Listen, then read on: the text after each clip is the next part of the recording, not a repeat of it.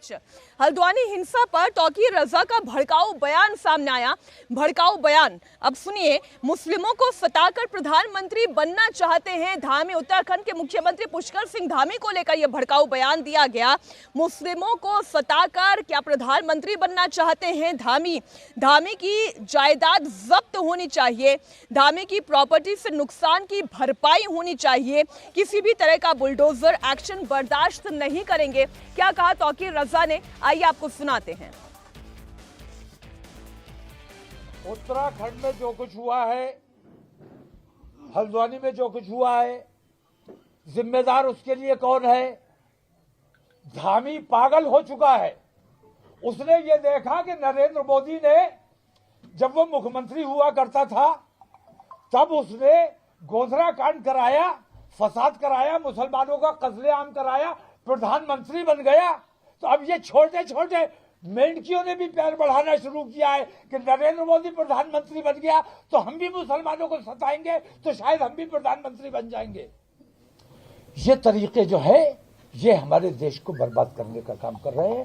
अब किसी किस्म का बुलडोजर बर्दाश्त नहीं किया जाएगा। हम जितना अपने नौजवानों को कंट्रोल कर सकते थे कर चुके हैं। अब हल्द्वानी में जो रिएक्शन दिया गया है उसके नतीजे आपने देख लिए। अगर जबरदस्ती वहां बुलडोजर ना चलाए तो धामी उसका जिम्मेदार है। धामी के खिलाफ FIR होनी चाहिए, उसे गिरफ्तार किया जाना चाहिए। और जिन लोगों की वहां संपत्ति नष्ट हुई है उन लोगों की संपत्ति धामी की जायदाद जब्त करके उससे उसकी भरपाई की जानी चाहिए।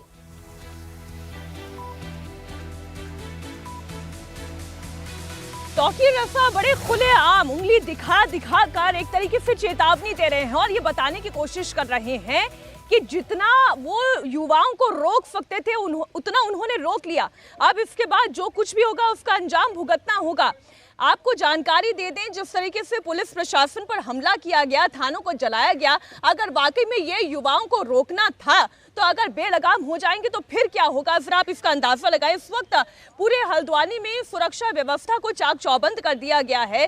पुलिस के जवान तैनात किए गए हैं। सुरक्षा की दृष्टि से 4 कंपनी पैरामिलिट्री फोर्स की और 4 कंपनी PSC के जवानों की तैनात की गई है। सेंसिटिव इलाकों में ये कंपनियां लगातार फ्लैग मार्च कर रही हैं। उत्तराखंड के मुख्यमंत्री पुष्कर सिंह धामी ने खुद हल्द्वानी पहुंचकर घायल पुलिसकर्मियों से मुलाकात की है और शहर का हाल जाना है। CM धामी ने कहा कि जिन्होंने भी हल्द्वानी में हिंसा की है उन्हें बख्शा नहीं जाएगा।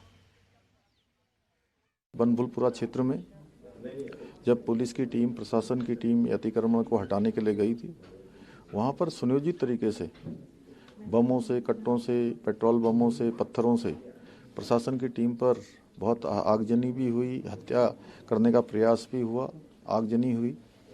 और यहाँ के जो उत्तराखंड राज्य का जो माहौल है उसको ख़राब करने का कुछ लोगों ने काम किया है। उनके खिलाफ कानून सख्ती से काम करेगा और पूरी घटना के जो वीडियो फुटेज हैं वो निकाले जा रहे हैं। जिन लोगों ने भी सरकारी संपत्ति को और जो लोगों की निजी संपत्ति है उसको नुकसान पहुंचाया है, उन्हीं से उनकी भरपाई होगी। अब कुछ सवाल इस पूरी घटना के बाद खड़े होते हैं। पहला सवाल तो यही कि क्या अतिक्रमण करना सही है और क्या अतिक्रमण को हटाना गलत है। आपको बता दें, जिस तरीके से एक साजिश के तहत इस हिंसा को भड़काया गया, पुलिस इसके सबूत तलाश रही है। पहले से ही अटैक की प्लानिंग थी। छतों पर बकायदा पत्थर और पेट्रोल बम रखे गए थे। पुलिस पर हमला कैसे किया जाएगा, कहां से किया जाएगा, इसका भी पूरा ब्लूप्रिंट रेडी था।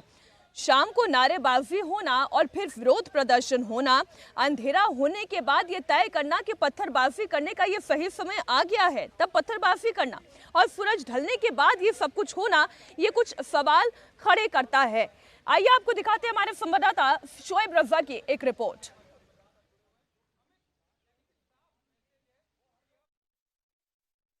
हल्द्वानी में जो हिंसा हुई उसमें अब ये लगातार बातें सामने आ रही है कि पूरी योजनाबद्ध तरीके से इस हिंसा को अंजाम दिया गया।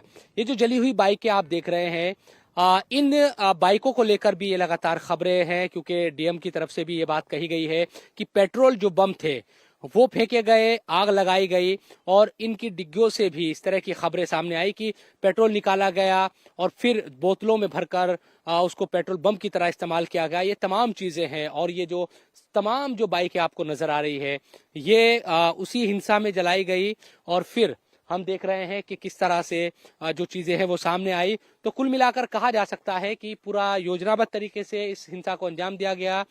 डीएम जो वंदना है नैनीताल की, उनकी तरफ से भी इस बात का जिक्र बाकायदा किया गया कि पेट्रोल बम का इस्तेमाल किया गया है और बाइकों से तेल निकाला गया और फिर उसके बाद बोतलों में भरकर उसका इस्तेमाल हिंसा आगजनी के लिए किया गया। तो इन तमाम चीजों को लेकर भी जांच की जा रही है, कौन कौन लोग इसमें शामिल हैं उनकी पहचान करने की कोशिश की जा रही है।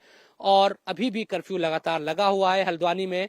प्रशासन एक तरीके से सख्ती बरतता नजर आ रहा है, वो इसीलिए ताकि फिर से इस हिंसा की पुनरावृत्ति ना हो और किसी भी तरह के जो हालात है वो बिगड़ने ना पाए। इस पूरी हिंसा के बाद एक सवाल आपके भी मन में आ रहा होगा कि आखिर ये क्यों हुआ और कैसे हुआ। इसे समझने के लिए हमें उस इलाके की डेमोग्राफी को भी समझना होगा। आपको जानकारी दे दी, जिस इलाके में ये पूरी घटना घटी है वहां पर तकरीबन 65% हिंदू आबादी है और 32% मुसलमान आबादी है। वहां की डेमोग्राफी को हमारे संवाददाता शोएब रजा ने अपनी इस रिपोर्ट के जरिए बखूबी समझाया है। आप जरा देखें।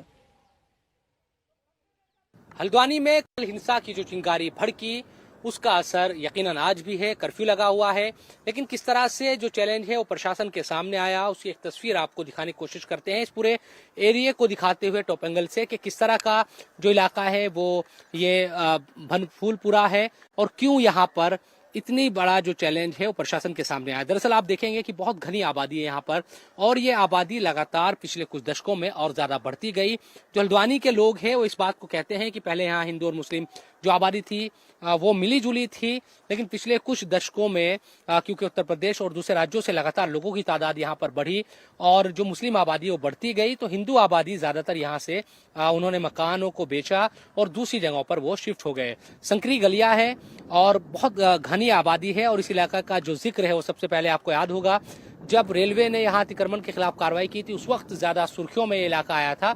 हालांकि सुप्रीम कोर्ट से इन लोगों को तब राहत मिली थी और अब नगर निगम की तरफ से जब ये कार्रवाई की गई तो यहाँ हिंसा हुई और पुलिस ने क्योंकि यहाँ पर अब कर्फ्यू लगाया हुआ है तो कहा यही जा सकता है कि हल्द्वानी के लोग ऐसा मानते हैं कि धीरे धीरे जो डेमोग्राफी चेंज है वो यहाँ पर आया और पूरा जो इलाका है अब ये मुस्लिम इलाका है। और कई बार ऐसा होता है कि प्रशासन के सामने कोई भी कार्रवाई जब वो करते हैं तो उनके सामने यहाँ बड़ा चैलेंज पेश होता है। एक बात तो पूरी तरीके से तय है, जिस तरीके से इस हिंसा को अंजाम दिया गया ये साजिश के तहत दिया गया। वहां पर बकायदा पेट्रोल बम रखे हुए थे, छतों पर पत्थर रखे हुए थे, जिस तरह से नारेबाजी की गई, फिर यह तय किया गया कि शाम होते होते इस हिंसा को अंजाम देना है, वरना पेट्रोल बम की आवश्यकता कहाँ थी।